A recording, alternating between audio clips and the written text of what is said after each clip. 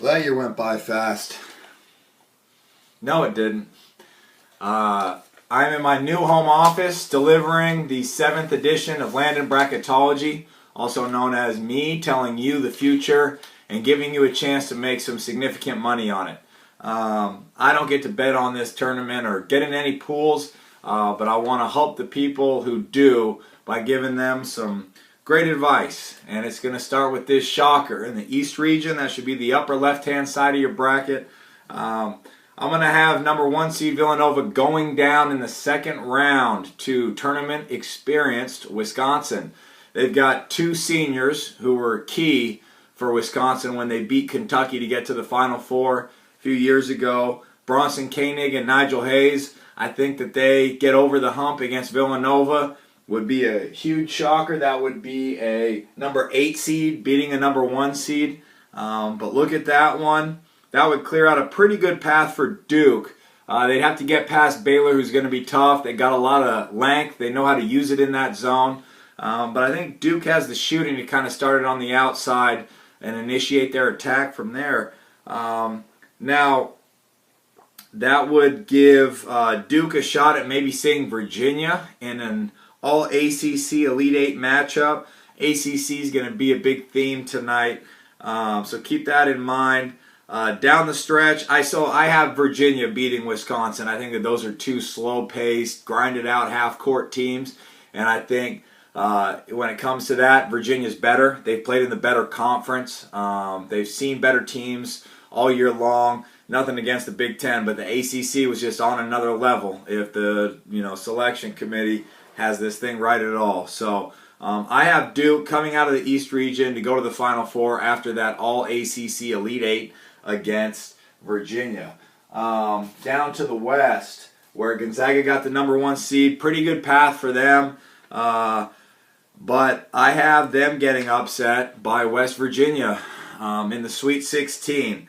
I think that West Virginia is one of those teams, all the pundits and experts say you're going to get slowed down. You're going to play in the half court in the tournament. And they're not wrong. That's going to happen. But if anybody's going to speed a team up, it's going to be West Virginia. That's all they know how to do, and they know how to do it against really, really good teams. Gonzaga's done everything that we've asked of them all year long. I just think that when they're playing West Virginia, who's got this crazy style, and they've used it effectively in the Big 12. They've played different teams like Baylor or like a Kansas, teams that are seated really high in the tournament. I think that West Virginia can get this thing done. And you don't want to bet against Huggy Bear in the tournament. So that's going to be an upset. The 12-5 knockoff right there, I would have Notre Dame going down against Princeton. Princeton's been really good. Some people were even saying if they didn't win the Ivy League tournament that they should still get in. I don't know about that, but they're good. I think that Notre Dame's exhausted after going through the gauntlet at that ACC tournament. Again, the ACC coming up. I think one of the best round of 32 games would be Maryland against Florida State. Don't know where to go on that one. I really liked Florida State early in the year. I've liked Maryland the couple times that I've seen them. Either way, I got Arizona rolling out of there. Seeing West Virginia overcoming the Mountaineers, getting into the Final Four. That was my battery. But it says that we're still recording and we do this thing one take. So we're not stopping. We're just going to the other side of the region, to the Midwest. Huge shout out UC Davis. I grew up in Davis. All you Aggies out there, be so proud. In the 90s, it was a big deal when I was in junior high and high school, just to have such a great Division II school. And, a lot of us didn't quite know what was going on or, get a feel for how UCD could be a big Division I program. They've gotten it done. They're in the tournament. How cool is that? And I don't care what anybody says. If they lose the playing game tomorrow night, they still made the tournament. But let's all cheer for them to win that playing game and play against Kansas. Then I got them beating Kansas. I'm just kidding. I don't have them beating Kansas. But just to see them in the tournament is huge. So congratulations to all Aggies and all my fellow Davis natives across the world. Got Kansas past Michigan State. Some people think that's going to be a big matchup of 2 great teams. It is 2 great teams, 2 great coaches. I should say, two great programs. I don't think that Michigan State has the veteran guards that are usually kind of the signature of a Tom Izzo team. Kansas does, led by Frank Mason, who's really tough, so I got Kansas going past them. I think that Purdue-Iowa State is the other round of 32 game that could be really, really good.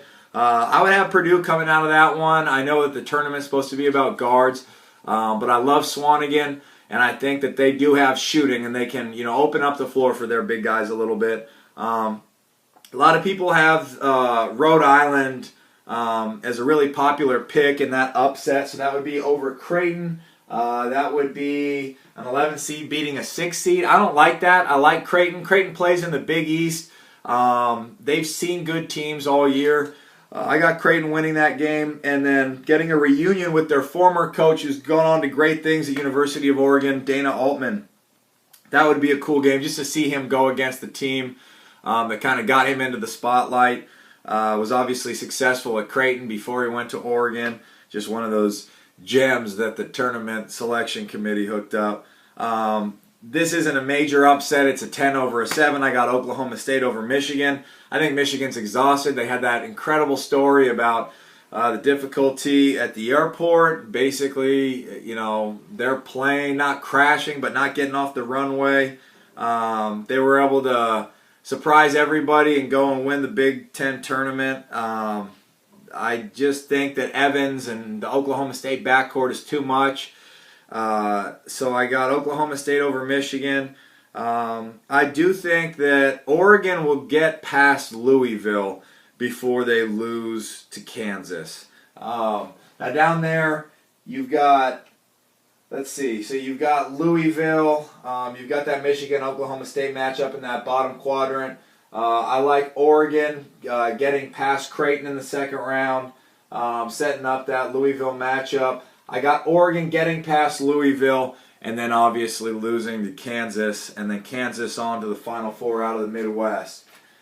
Down to the South region, last region, North Carolina, number 1 seed.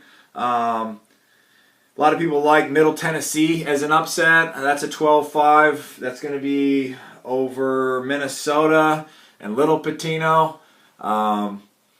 Minnesota's been great this year, but a lot of people like Middle Tennessee with the tournament experience. I think that has great value, especially for a mid-major like them. They're tough. They won last year. I think that was Michigan State that they knocked off. I probably gave that to you a year ago if you were paying attention.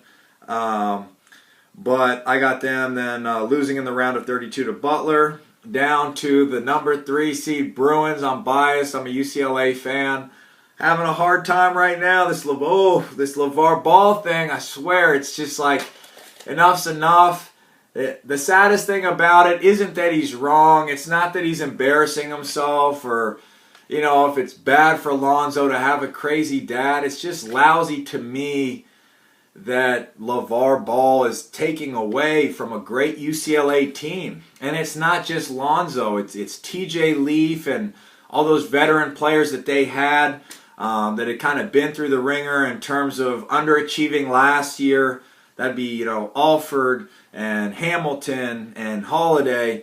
And it's so ironic, LeVar Ball, it's all, give me attention, when it seems like Lonzo is the most unselfish person there is. I mean, he's really changed UCLA in terms of getting all those guards who really want to shoot. Alford wants to score, Hamilton wants to score, Holiday can score. All those guys bought into sharing the ball. And that started with Lonzo being unselfish. But it's a great team. And, those other players deserve to be recognized for playing together unselfishly. And so to have some, crazy old guy stealing the spotlight sucks. I feel for the players. I'll be cheering for them. I think they'll get matched up with Kentucky. I can buy into them beating Kentucky for a second time. I just think they're so explosive. I don't think Kentucky can run with them, which I think Kentucky's guards will think they can do. I think UCLA is just too deep at that guard spot and can wear them down. Then I have UCLA losing to North Carolina. I have North Carolina coming out of that South region. And so that Final Four would be Duke, Arizona, and Kansas, North Carolina. So I was given hints earlier, it's the year of the ACC. Why not have Duke and Carolina meet for the rivalry of the ACC, the best conference in the country this year, in the national championship? And in the national championship, I got Roy Williams leading Carolina back to the championship game, getting over the hump. You remember they got their hearts broken by Villanova last year. They got some good experience back off that team. I don't think that they can be that unlucky twice. I think that Duke peaks at the right time, and getting to the championship is what they accomplished this year. But I got North Carolina as your 2017 national champions, and the ACC as the best conference in the country. It's crazy how good the ACC was this year. Let's see if I think it was 9 teams that got in. Let's see if that holds up in the tournament. Last acknowledgments. Speaking of Sweet 16, it is the 16th year of the Will and John pool. That is the one that my family, my friends, everybody gets involved with. If you are not involved with that pool and you like to bet and like to get in pools, it's time to look within. You've made some huge mistakes by not finding your way into that pool. Get in there next year. Greatest pool out there. Go Aggies, got to say it one more time. Just because I grew up sneaking into the rec hall to get up shots and play pickup games against UCD kids, and now that court, that's a Division I court, Division I, Big West Conference champion, UC Davis Aggies. They got their playing game tomorrow night on Wednesday. Enjoy the tournament. It's the best sporting event in the history of mankind. For those of you that will be in Phoenix for the Final Four, I will see you then. Thanks for tuning in for another 12 minutes of brilliance. Hope you make some money on it this year.